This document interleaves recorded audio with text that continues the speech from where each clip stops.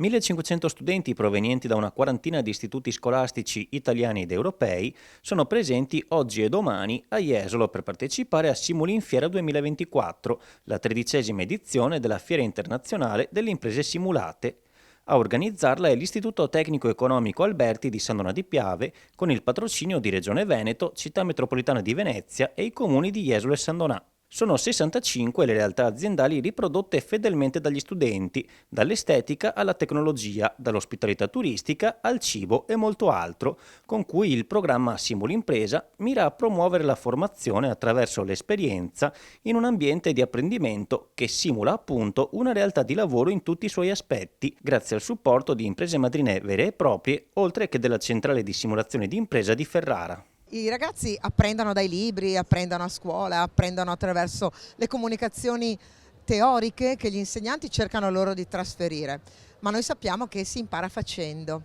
che è molto più interessante fare perché poi vedi, realizzi, ti rendi conto che quello che hai studiato è veramente utile e quindi io credo che questa metodologia, perché la simulazione è una metodologia, in tutti i campi sia interessante e devi avere un caso di scuola, di studio che poi puoi realizzare tu. Io credo che questo misuri realmente le competenze e la capacità dei ragazzi e li interessi di più anche. Qui ovviamente facciamo turismo ad alto livello, quindi c'è anche una grande possibilità di sfogo per chi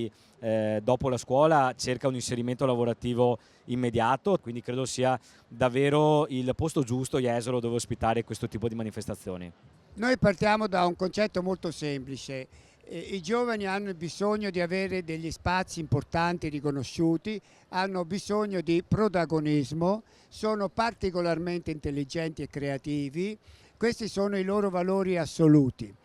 Noi adulti dobbiamo solo cercare di creargli le condizioni migliori, le opportunità per esprimere queste loro capacità. È stato emozionante vedere l'entusiasmo dei partecipanti, dei ragazzi in questa esperienza di vita. La nostra vita non è solo scuola e lavoro, ci mancherebbe altro, però scuola e lavoro sono due componenti fondamentali e spero che ad almeno qualcuno, se non a tutti, possa dare un lancio, un'idea per il futuro.